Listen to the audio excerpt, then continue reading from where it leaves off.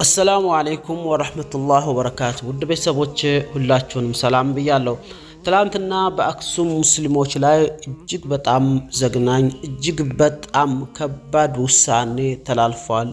ምናልባትም በዚህ ዘመን ይሄ ይሆናል ወይ ብላችሁ ከምታስቡት በላይ ከአጽሪዎቹ በላይ የከፋ ውሳኔ ተላልፎባቸዋል። ኢና ሊላሂ ወኢና ኢለይሂ ራጂዑን። ይሄንን ሲያደርጉ እርግጥ ነው የኢትዮጵያን ሙስሊም ብሎም የዓለም ሙስሊምን ነው የናቁት፣ ማንንም አልናቁ። ለመሆኑ ውሳኔው ምንድነው የሚለው በዝርዝር አነብላችኋለሁ። ሀሩን ሚዲያ ረጅም ጽሑፍ ይዞ መጥቷል። እኔ በቪዲዮ መልኩ በአጭሩ አቀርብላችኋለሁ። ቪዲዮን ላይክ፣ ሰብስክራይብ፣ ሼር አድርጉትና ብዙዎች ጋር ይድረስ። ድምጽ እንሆናቸው። እኔና አንተ ለነሱ ድምጽ ካልሆንን ማንንም መጥቶ ድምጽ ሊሆናቸው የሚችል የለም። ዋጅብም ነው፣ በላያችን ላይ ሐቅም አለብላችሁ። ወዳለሁኝ አብራችሁኝ ቆዩ።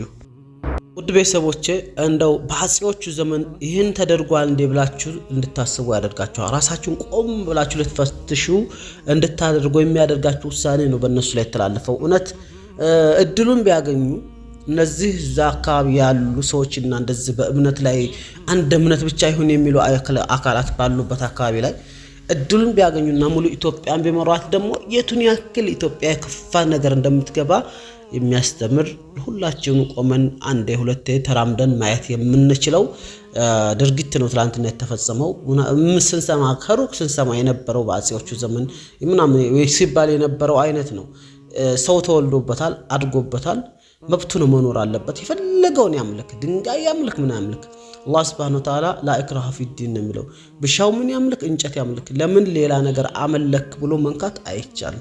ለማንኛውም እንደ ወሬ ያበዛህብን ስለምትሉኝ ላንብብላችሁ። መቼም ይሄን ወሬ ያበዛህብን ብላችሁ አትሉ። ምክንያቱም የአክሱም ሙስሊሞች የኔም ያንተም ያንቺም ዋጅብ ነን። ወላሂ የነሱ ጭንቀት የነሱ እንትን እኛን የማያስጨንቀን ከሆነ እኛ ኢማናችን በጣም ሊፈተሽ የሚገባ ምናልባትም ኢማን የሌለንን ማለት ይቻላል ሙሉ በሙሉ በቃ ስለ አክሱም አያገባኝም የምትልስ አይነት ስሜት ውስጥህ ታለ ምንም አይነት ኢማን እንደሌለህ ራስህን ፈትሽ። ይሄ ሐዲስ ነብይ ሰለላሁ ዐለይሂ ወሰለም አንድ ሙስሊም ለአንድ ሙስሊም ወንድሙ ማይጨነቅ ከሆነ ብለዋል። በዚህ ላይ ደግሞ መብት ምንድነው ስሙ እንዳሁን በፖለቲካ እንዳታዞሩት ማለት ነው። ሷሃቦች ከሳውዲ አረቢያ ተንስተው ወይም ደግሞ ከመካ ከመዲና ከንስተው ግብጽ ሄደው ነበር ሲያስከብሩ የነበረውና ዋጅብ ነው። የትም ቦታ ይወጥን የትም ቢያንስ ድምጽ መሆን አያቅተም፣ ቢያንስ ላይክ ሼር ማድረግ አያቅተም። ምን እንኳን ቢያቅተም ቢያንስ ቪዲዮን ከፍተ ስታዳምጡ ብዙዎች ጋር ስለሚደርስ ኮሜንት አንድ ደቂቃ የምትወስድ ኮሜንት አላህ ነስሩ ያንጣላቸው ማለት ያቅታል ብዬ አላስብም። ለማንኛውም ወደ ጽሁፉ እንግባ። አሁንም አበተታ በዛህባችሁ አክሱም ከተማ ወቅታዊ ጉዳዮች አስመልክቶ በዛሬው ዕለት ስብሰባ የተደረገ ቢሆንም ትላንትና ነው። ይሄ እንግዲህ ግን ይሁን ጧት በማግስቱ ጧት ነው ይሄን እየቀረጽኩላችሁ ያለሁት። በከተማዋ እስልምና እምነት ተከታዮች ላይ አዳዲስ እና አፋኝ ውሳኔዎች በማሳለፍ ተጠናቋል ይላል ሀሩን ሚዲያ ሚያዝያ 12 ቀን 2018። በአክሱም ከተማ በዛሬው ዕለት ቀኑን ሙሉ በዝግ የተካሄደው እና በከፍተኛ ማስፈራሪያ የታጀበው ስብሰባ መካሄዱን የዓይን እማኞች ገለጹ ይላል። ስብሰባው በጸጥታ ቢሮ የተጠራ ቢሆንም በዋናነት የመሩት የርዕሰ አድባራት ወገዳማት አክሱም ጽዮን አስተዳዳሪ። በደንብ ልብ በሉ። ተራ ሰው ቢሆን ችግር የለውም፣ ይሁን ችግር የለውም አይደለም፣ ችግር አለው ግን ይሻላል ነው የሚባለው። ይሻላል ግን የእምነት አሁን ለምሳሌ መጅሊስ አካባቢ ላይ ያሉ ሰዎች መርተው እናንተ እዚህ አካባቢ እምነት ተከታዮች ብለው ውሳኔ ቢያስተላልፉ ሀገሪቱ የቱን ያክል እንደምትበጣበጥ ልብ በሉ። ይሄን እንደዚህ አያስፈልግም።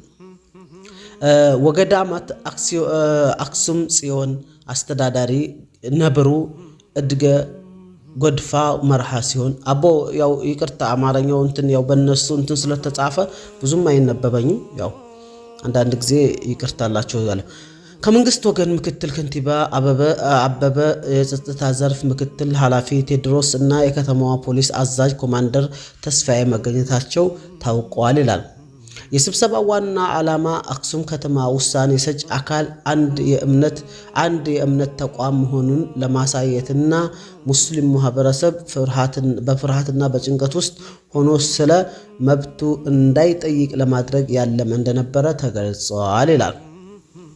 በስብሰባው ላይ የቀረበው ሰነድ በከተማዋ የእስልምና እምነት እንቅስቃሴን በእጅጉ የሚገድቡ ነጥቦችን የያዘ ነው የተባለ ሲሆን ከመሪዎቹ መካከልም አክሱም የምትመራው በሀገሪቱ ህገ መንግስት ሳይሆን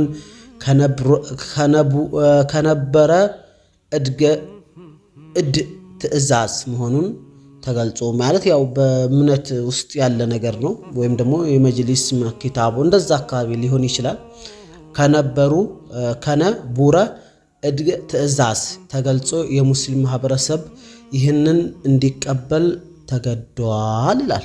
ምክንያቱም በቤተ ክርስቲያኗ ወይም ደግሞ እዛ ባለው በእምነቱ ህግ እንዲቀበል ሙስሊሙ ወዶ በግዱ ተገዷል ማለት ነው።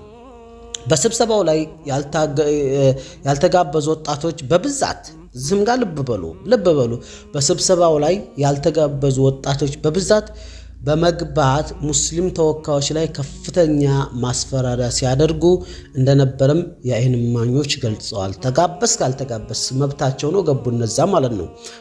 በአገሪዎቹ እነኞቹ ስደተኞችን በላቸው። ምክንያቱም የእስላም ሀገር ያሞራ ቤቱ ዋርካ የእስላም ሀገር መካ ስለሆነ እንደው ስደተኞችን በላቸው። የአክሱም ተወልደው ያደጉ እዛው አያታቸው የነበሩ ማለት ነው።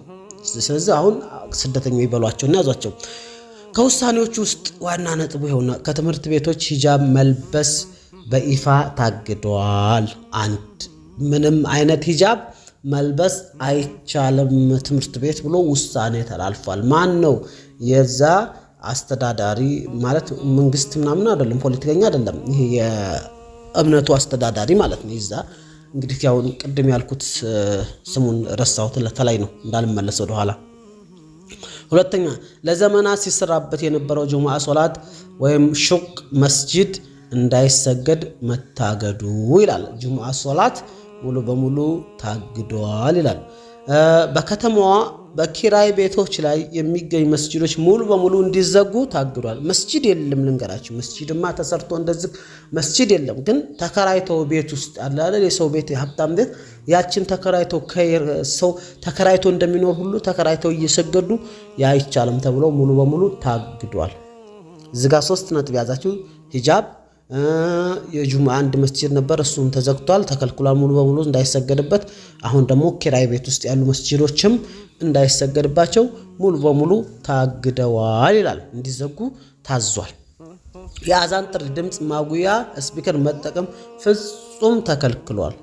ፍጹም አዛን ማድረግ ፍጹም አይቻልም። አዛን ማድረግ ትልቅ ወንጀል ነው። የት አክሱም ላይ ማለት ነው። አስክሬን ይዞ ሌላኛው ደግሞ በጣም አስገራሚው ነገር እዚህ ነው። አስክሬን ይዞ ወደ መቃብር በሚሄድበት ወቅት በአስፋልት መንገድ መጠቀም ተከልክሎ በአማራጭ መንገዶች እንዲዞሩ ታዟል። አንድ ሙስሊም አስክሬን ጥቁር አስፋልት መውጣት ለሱ ወንጀል ነው፣ አይቻልም ተብሏል። በሌላ መንገድ ሂድ አለዛ በዛ ስከት በአስፋልት ላይ ጥቁር ሙስሊም አንድ ሙስሊም ጥቁር አስፋልት ላይ ወጥቶ አስክሬኑ ሲታየ ያ ትልቅ ንቀት ነው፣ ትልቅ ውርደት ነው፣ ትልቅ ወንጀል ነው፣ መቀመቅ የሚያስገባ ነው። ስለዚህ በህግ ታግዷል፣ በእነሱ ህግ ማለት ነው። አንድ ሙስሊም አስፋልት መርገጥ አይችልም አስክሬኑ። በቃ ይሄ ትልቅ ውሳኔ ተላልፏል ማለት ነው። እንደውም የስብሰባው አመራር አካላት እነዚህን አፋኝ ውሳኔዎች የያዘውን ሰነድ ለሙስሊም ተወካዮች የሰጡት ሲሆን ተወካዮቹ ሰነዱን ተወያይተንበት እንፈርም ዘንድ ኮፒ ይሰጠን የሚል ጥያቄ ቢያቀርቡም አመራሮቹ ለሚዲያና ለሌሎች ወገኖች ታስተላልፋላችሁ በሚል ሰነዱን እንደከለከሏቸው ታውቋል ይላል። ይዘው እንኳን እንዳይሄዱ ማለት ነው። ይልቁንም ነገ ሚያዝያ 13 ቀን ዛሬ ማለት ነው ይሄን ቪዲዮ ሰራላችሁ የማህበረሰቡ ተወካዮች ማህተማቸውን ይዘው በመቅረብ በግዳጅ እንዲፈርሙ ትዕዛዝ ተሰጥቷቸዋል። አያችሁት? እዚህ ጋር ትልቁ ነጥብ ይሄን ከላይ ያለበኩላችሁ ውሳኔዎች ሁሉ በግዳጅ ወደሃለ በግድህ ትፈርማለህ ተብሎ ማህተማችሁን ይዛችሁ እንድትመጡ ተብሎ ተፈርሞባቸዋል። ይሄ እጅግ በጣም ከባድ ውሳኔ፣ ከባድ የኢትዮጵያ ሙስሊም የቤት ስራ፣ እጅግ በጣም አሳዛኝ መጨረሻ ማለት ይሄ ነው።